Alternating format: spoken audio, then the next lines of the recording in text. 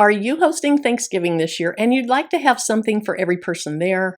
Or maybe you're going to someone else's house and you'd like to take a hostess gift. Maybe you're spending Thanksgiving alone and you still want it to be festive. In today's video, I'm going to make what are actually Christmas ornaments, but I'm making them to use as place cards or name cards at Thanksgiving. I'll have one with each person's name on it. It'll show them where they sit, and then they can take it home and hang it on their Christmas tree. Now for today's project, I'm going to use a laser, but if you don't have a laser, you could use a Cricut cutting machine or another cutting machine. You would just have to alter the materials that you're using. So let's start. I'll show you a couple of ornaments I've made so far. We'll get on the computer, I'll show you the design, I'll show you the laser software, and then I'll meet you right back here and we'll put the ornament together. Let's start by taking a look at what I'm going to make today. This is one that I made the very first time I made one, and I learned a few things from it, so I incorporated those things when I made the second one. One thing that I learned is for cutting out these two pieces of foliage, it's best to go ahead and use a paper masking material. So if you look on this one, you see that there's some singe marks on that paint. On the second one that I did, I used masking paper, and it looks so much better. I also learned how to control the glue a little bit better, and I decided on a different way to attach my ribbon. Here's the materials that I use. I have two things of paint. I just mixed up some craft paint from Walmart to come up with the colors I wanted. I have some wood glue that I got at the Dollar Tree store. I have some ribbon. I have this little scraper tool, a weeding tool, some scissors, toothpicks in case I need those. This is a needle with a very large eye. I'm going to use that to get the ribbon to go through the little wood bead.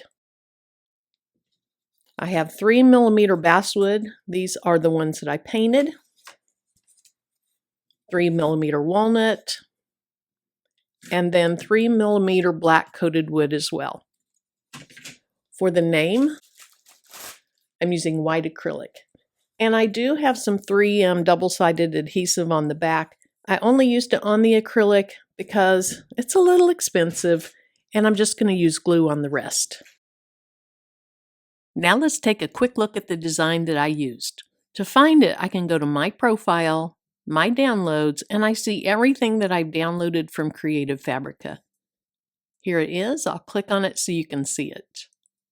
When you get this design, you get the cut files for the round piece, the scoring marks, and the two pieces of foliage. As far as the initial and the name, you have to come up with those yourself. I'm going to show you exactly how I did that. Now this site is Creative Fabrica. If you're not familiar with it, it's a site where you can find all kinds of designs. You find them in SVGs, JPEGs, PNGs. You can even get embroidery files off this site. I'll put a link to it in the video description just in case you're interested in checking it out. Now let's go ahead and open up xTool's Creative Space. This is the software that you use to run your xTool lasers.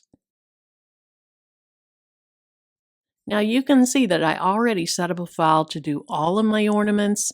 Today, I'm just going to walk you step by step through doing one ornament. So I'm going to click right up here on New Project. And then to find my file, you click right over here.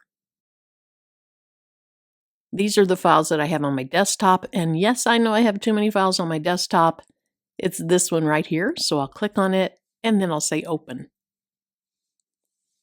So like I was talking about earlier, these are the parts of the file that you get when you purchase or you download the file that I'm using.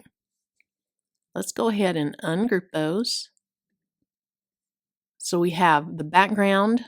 On top of the background, which this is going to be a cut file, on top of that you have all these score marks. You have the large piece of foliage and the small piece of foliage. Because I want you to be able to see exactly where this large piece of foliage is, I'm going to go ahead and click on it, and I'm going to change it to engrave for now. I'm not going to engrave it, but that just makes it where there's color inside of it. The first thing I'll do is I'll go ahead and select all these score marks. So I'm going to select the first one, hold Shift key down, select all the rest of these, and then I'm going to group those together. I don't think you'd have to, but I just want to do that. So I'll come up here after I let go of the Shift key and I'll click on Group. All right, let's go ahead and put this up into place. And the reason I want to put it into place is I want to see exactly how much room I have left for my initial and my name. In this video, I'm going to make Brody's. So I'll go right over here to the text tool, click on it, come over here anywhere on the screen, click there, and then I'm going to type a capital B. This isn't the font that I want, so I'm going to go right up here and I'm going to change it to, I've been using the font called Georgia. So I'll just type in the first letters of Georgia. It popped up, so I'll click on it. Now let's go ahead and move it up into place and let's drag the corner to make it larger. I could also put the dimensions up here if I know exactly what I want, but for me, I'm just kind of eyeballing this. So I'm just going to drag it until it's the size I want. Let's move this up, and I think I want it a little bit narrower. So I'm going to select it. I'm going to unlock the aspect ratio. Now I can just drag it in a little bit. And I think that looks pretty good. But let's go ahead and center everything up. So I go ahead and select around everything. Go right up here. Click on this down arrow. And I'm going to click on Horizontal Align Center. And that be moved just a little bit. Notice that even though technically it's in the center, this is really close to the foliage. So I'm going to select it, and with the arrows on my keyboard, I'm going to move it to the right just a little bit. Now I'm ready to add the name Brody on top of it. So I'm going to go back over to this text tool, click on it, click anywhere over here, and I'll type out Brody. Again, I want to change the font, so I'll go up here, and I am looking for a font called Heart. There it is. So when I hover on it, Brody changes to it. If that's what I want, I click on it and I'm done. Notice all these cut lines in here. If I leave it like that and I cut this on the laser, I'm going to have cut lines between all the letters. So now with it still selected, I'm going to go up here to Weld and I'll click on that. Once I click back down here, those cut lines go away. We're going to move this up here into place. And that looks pretty good, other than I think it's just a little bit too big. So let's drag it to make it smaller. And I like that, but I want to move it down just a little bit. So I'll select it, and I'm using the down arrows on my keyboard. Let's move it to the left a little bit as well. Okay, I'm happy with that. If I were to cut this, this would be one piece of wood, the circle would be one piece of wood, the B would be one piece, and Brody would be one piece. And so this right side and this left side of Brody would just be hovering up in the air. So what I want to do is I want to add Brody to this B layer so that it supports the white acrylic. But before I do it, let's select Brody. Let's make a copy of it. I hit Command C for copy, Command V for paste, and now I'll move it out of the way. Now what I want to do is select the B, hold the Shift key down, and then select Brody to add it to it. Now I can let go of that Shift key, and right up here is Unite. It's basically like Weld, but in this case we're using Unite because you don't see Weld as an available option anymore. So I'll click Unite. Now that entire thing is going to cut out of one piece of wood. Let's go ahead and change this a color by clicking on Engrave. And then Brody goes on top of it. So you'll still mainly just see the B under it. Let me move this down a little bit. And then the other pieces that are connected to the B just support the word Brody. I'm ready to go ahead and pick my settings and start cutting. Now these two pieces of foliage, they are going to both be out of basswood. So we're going to start with those. I'll click on this one. Let's change it from Engrave to Cut. Let's go up to Unknown Material, click on it. And here is the 3mm basswood. So I'll click on it and I'll say Confirm. I'll do the same thing for the small piece. We'll change it to Cut. It's still on basswood. Also notice where it says Output, that is clicked on. Let's check this one. Okay, it's on also. For now, I don't want to process these. So I'm going to select them, and then I'm just going to click this off so that the laser just ignores these for now. Now, I haven't even turned my laser on yet because it's a little bit louder and I wanted you to hear me. Let me go ahead and turn it on. Then you're going to see how you have a preview here, and that helps us know exactly where to place our designs. The next thing that I want to do is I want to go right up here and look and see if my xTool is connected. And you can see it says it's not. So I'll click on Device Settings. It's looking for it. It found it, so I'll select it. And now we can see what's on the bed of that laser. Now remember, everything here is being ignored, so let's just move it out of the way. Here's my large piece of foliage. I want that on the darker green. Let's go ahead and turn it this way. Also, you can see I have that masking paper on now. And I put a little ink mark to show that I needed to be to the right side of where the ink mark is. So the ink mark kind of shows where the upper parts of what was cut out up there. Now, I don't think it's accurate. I think I was a little bit too far up. I could go a little bit further down, but I'm fine. This is going to work just fine. Now let's go ahead and move this one over here. And I did the same thing. I marked basically where the bottom of these cuts were so I wouldn't accidentally place my design on top of the cut. And that looks pretty good. But what we can do to get a reality check is we can go right up here to this close shot. We can click on it, and then I can come down here where I want to see really close up. So the xTool P2 has two cameras on it. One that sees the bed, and then one that's right by the print head that you can cause to come down here and get a really close shot. Let's go ahead and get a close-up of this one. We'll go back up here and click right on top of that. Okay, now if you're using some material that you haven't used before, in addition to selecting the material, you can have the xTool measure the material to make sure that the laser is going to be focused at the right place. I've used this setting with these materials and it's worked out great. But if you want to actually measure something, you would click here. I would do an aimed measure, and then I'd click over right here, and this number could change some based on reality versus just the setting that you have in there. Hopefully that all made sense. So at this point, I can go ahead and click on Process. It gives me a picture right here, so I make sure there's nothing extra there that it's going to process, that it's going to cut or engrave or anything like that, and then I click on Start. Now I have to go over and click this button to get it to start.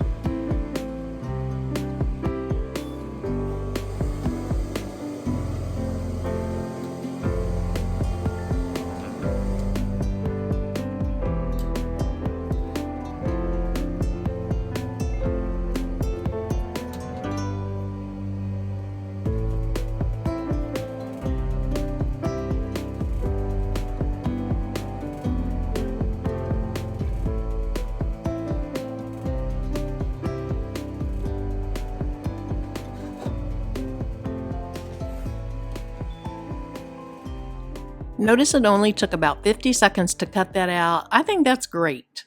So let's go ahead and click OK. Then I could take these and I could either hide them by turning the output off, but I'm going to go ahead and delete them for now. The next thing that I want to do is I want to cut out this background. So let's pull Brody off, and let's pull this Brody off, and then I'm going to select both the score marks and the cut file, and we're just going to move it over here and we're going to hit refresh. You'll be able to see that I put the next material in there. All right, let's move this over. We don't want to waste material, so we're going to put it over here toward the edge. And the first thing I want to do is change this from basswood to walnut. So I'll click on it. Here's my 1/8 inch walnut. I'll click on that and then I'll say confirm. Then I want to change it. Okay, hold on. Let's get the outside. I'll change it from score to cut. Now let's select those score marks and we'll leave it at score. But look here, I forgot to turn the output on. I probably forgot it on the cut file too. So we're turning the output on. Let's go back and check this one. We'll turn that output on. Now we're ready to process this layer. Now let's go ahead and say process. Once again, you can look here to make sure there's nothing in there you don't want. Once you've confirmed that, you click on Start.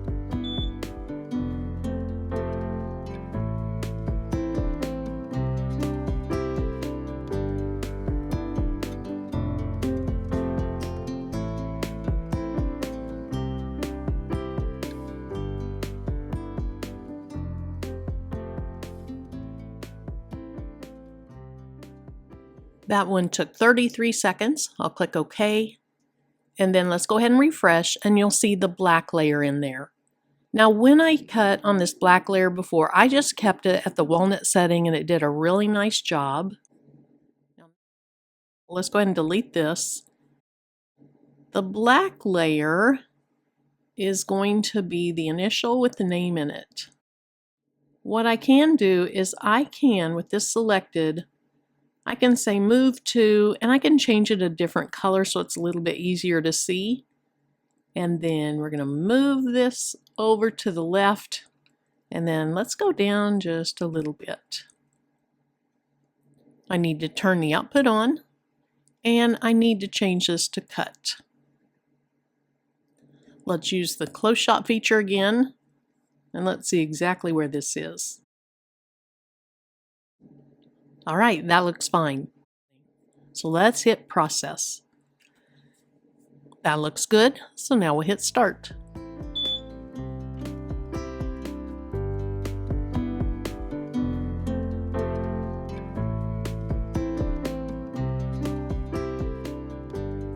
Now we're ready for our very last layer, and that is the white acrylic.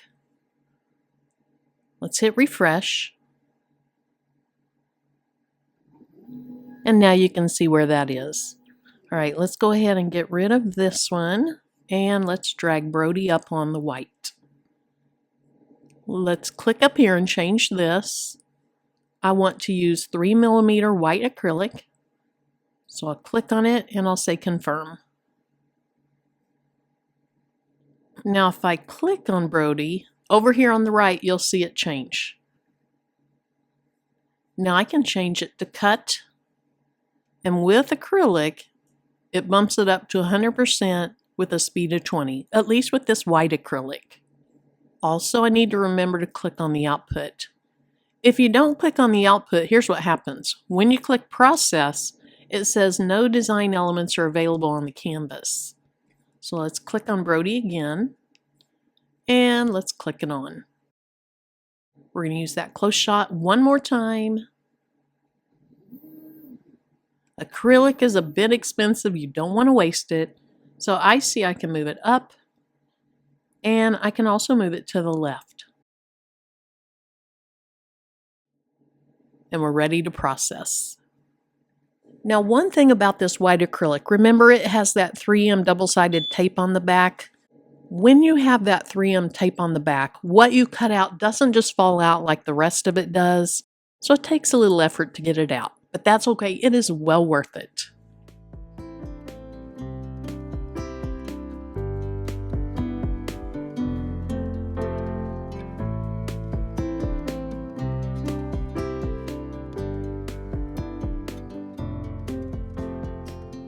Here's all the parts and pieces that we just cut out, but we have a little bit of work before we can put these together.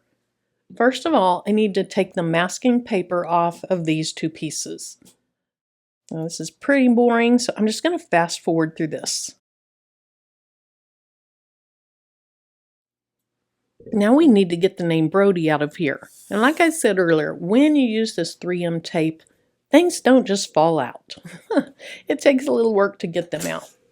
Now I took an X-Acto blade and I cut around the outside of Brody because I want to be able to peel off just the part of this backing that's around Brody. That way the rest of this is protected until I need to use it. So we're just going to peel this backing off.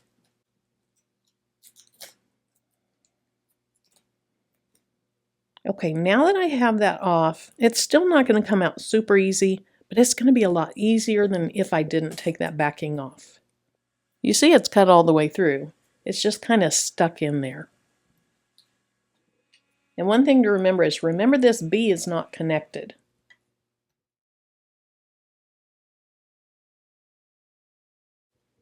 All right, got it out successfully. Now I need to get the centers out of it.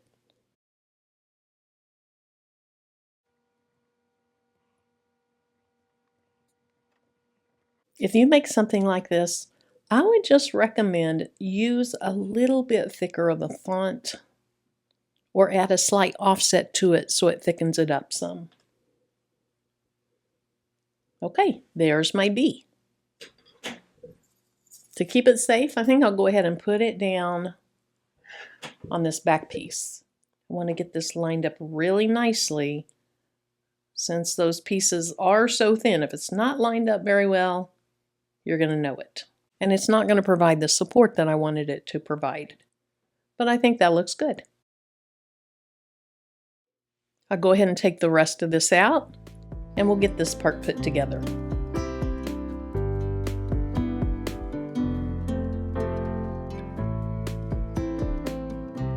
Let me move this back toward me again.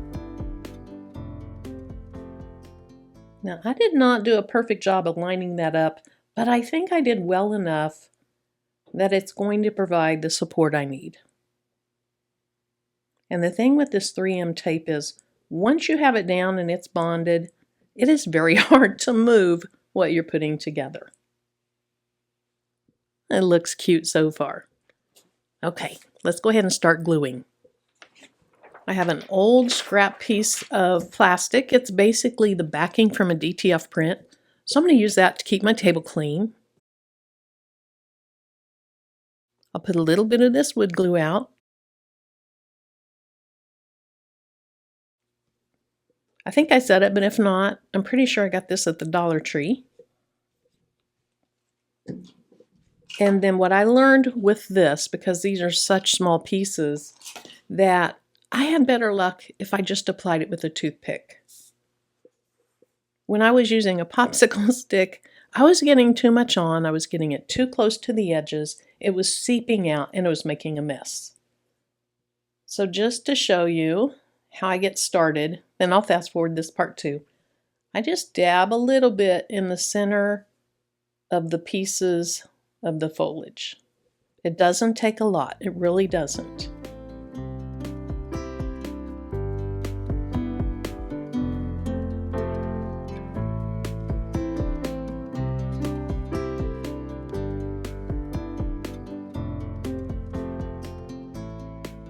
Now we're going to go ahead and place this down on the main part of the ornament, and the tops of these leaves are going to line up with the tops of those leaves. So as I put it down, I want to try not to have that glue touch the bottom piece until I know it's in the right place.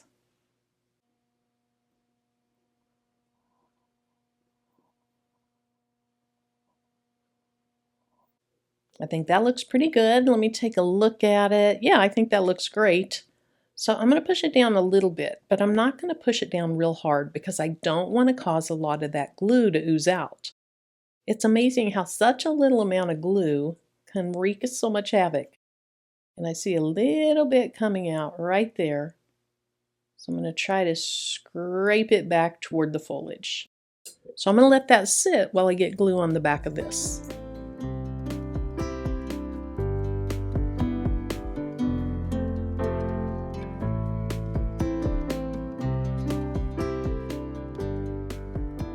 Now before I put that on, I want to go ahead and put a little more pressure on this. And then this is going to line up with the bottom part of this foliage.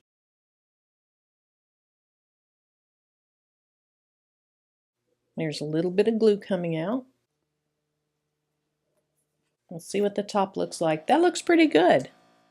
Last step in the gluing process is to put this down somewhere right down in here. I'm not even going to try to put much glue on these thin pieces. I'm mainly going to focus on the larger pieces, maybe a little bit there and a little bit there.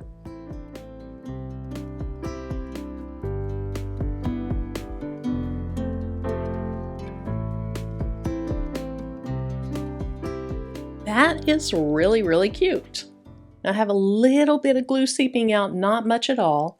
I'm going to go ahead and let this dry for about 10 minutes. Let that kind of set up. Then it's going to be time to put our ribbon on. Now we're ready for the final step of the project. Now I went ahead, I cut down a piece of ribbon at 14 inches. I have it threaded through this needle with the large eye. I'm going to come up from the back. Let's just pull that part through. Now I'm going to put this little bead on. Now I'm going to put it through the back loop and then pull that loop over the bead. Now I'm just going to pull it tight. Push the bead down, and then all I need to do is tie it up here.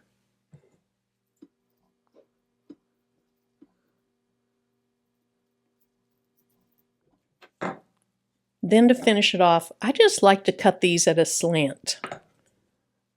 So we'll cut that one that way, and we'll cut this one slanted down. And look at how cute that is. I am in love with this. I think those turned out great. I love them, and I think the people that come to Thanksgiving are going to love them as well. So thank you so much for joining me today. I hope you have a great rest of your day. If you have any questions, comments, or even suggestions, leave them in the comment section below.